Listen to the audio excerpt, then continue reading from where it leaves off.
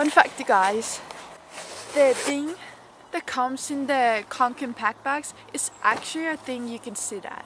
I keep sliding down the cliff. Hi guys, and welcome back to my channel, or welcome to my channel if you're new here. Today I'm filming in a forest, and I decided I don't want to film inside because today's subject of the video is how to be more eco-friendly and like how to be more sustainable and tips for that.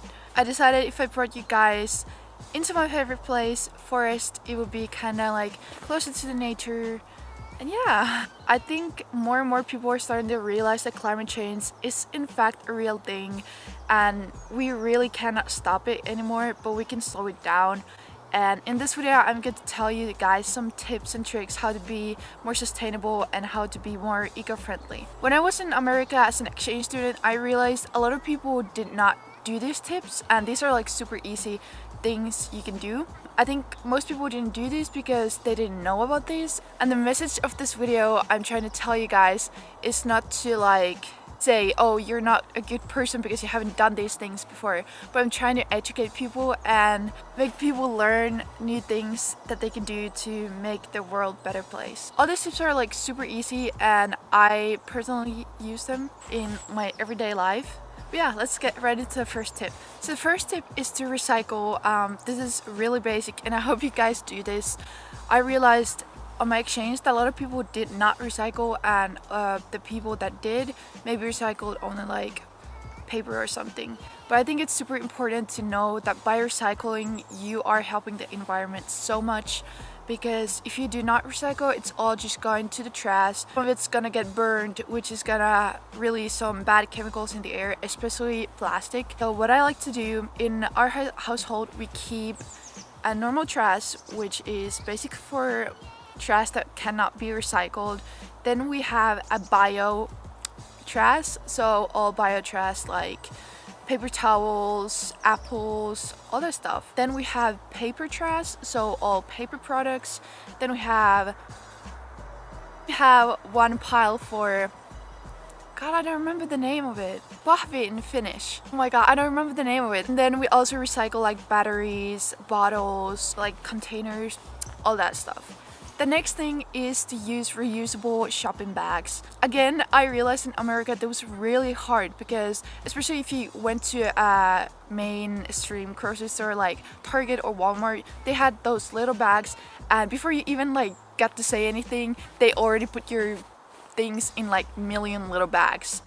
But if you have an opportunity, or if your store has like an option to buy usable bags, please do so, because it saves so much plastic and it's also better for the environment than paper bags. Our grocery stores in Finland actually sell them at the store. We actually have to also pay for the plastic bags, so honestly it saves money too. Here's some examples that we have purchased from the store.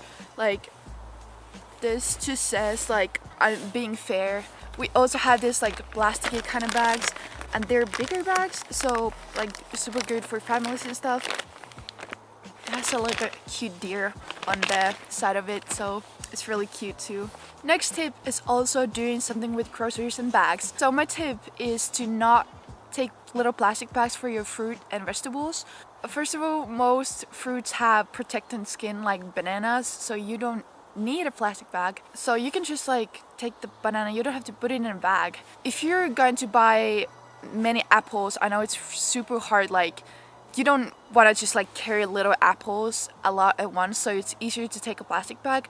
But you can also purchase these reusable fruit bags online, and I actually saw them in a grocery store in Finland too, so I think they're selling them in a grocery store, at least in here. But I know you can purchase them online, and yeah, they're so much better for the environment than those little plastic bags that you just throw away after you've used them. Next tip is think before you buy. This means before you buy something, think about, do you need it? After you thought about do you need it and you say yes, did you need it yesterday? If you say yes again, think about, can you borrow it? If you cannot borrow it, then you can probably buy it. But then again, think about if you're going to use it in a long term, and if not, don't buy it.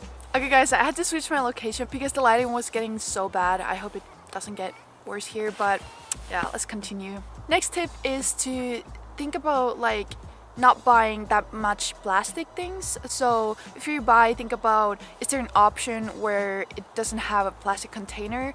Like for example, I know in my grocery store they sell these small mushrooms in a plastic container, but they also sell them in like a wooden one, and it's a little more expensive. It's so much better for the environment, so I always buy that one. Please try to purchase a reusable straw, like a metallic one or like a thick plastic one, because straws are really bad for the environment, and because they're so lightweight, they're really hard to recycle and they usually end up in the oceans of the world. In Finland, we actually get money from recycling water bottles, so I know a lot of people recycle them, but in America it was super hot and we did not get money from like only one water bottle when we returned it into the grocery store, at least in Virginia. So a lot of people just like threw it in the trash, and I did that too, and I feel really guilty about it because I probably used so many bottles in a week because it was so hot. And first I didn't have my own reusable water bottle because I didn't bring one from Finland. But yeah, now I have one and it's like a metal one. Actually, I think metallic ones are better because they're more long lasting, since they do not get those like scrapes that plastic water bottles do tend to take. Next tip is super simple, and I actually learned it when I was little from my grandma, and it's to stop the shower while you shampoo. So when you take your shampoo, close the tap, put your shampoo in, and then open the tap again.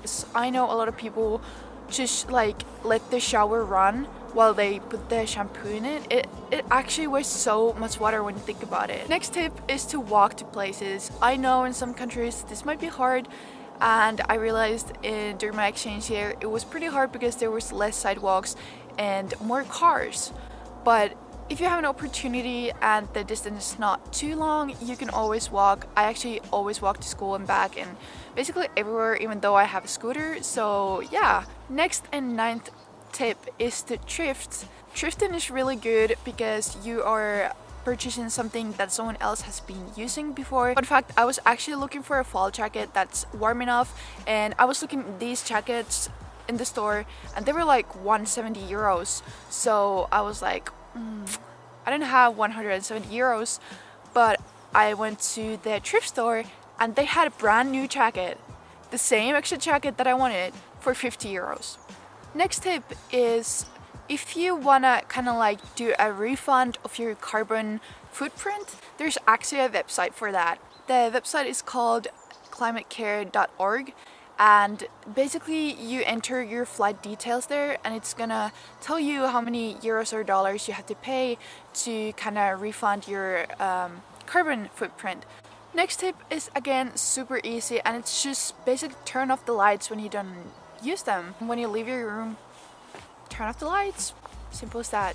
Next and last tip is to reduce or stop using meat or dairy products. If you guys didn't know, meat industry actually soaks up 8% of water use globally, and livestock waste and like products are actually the main source of water pollution. There's also so much more for the environment than just the water, and livestock is actually producing 18% of all the greenhouse gases in the earth, which is more than the whole global transportation. Also, 70% of the farmland is actually used for pastures and food for the livestock, when it could be easily used for food for people instead of livestock. I've been vegetarian since July.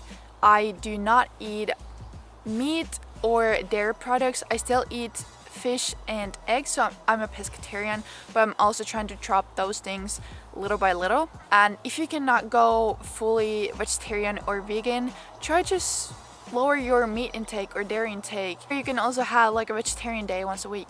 It's honestly like everything helps. Okay guys, those were my tips on how to be more eco-friendly. I hope you guys learned something new and wanna try this in your life. If you guys enjoyed, give it a thumbs up if you did, and we'll see you in the next video. Bye! What you do, you don't know if people are gonna dig it, you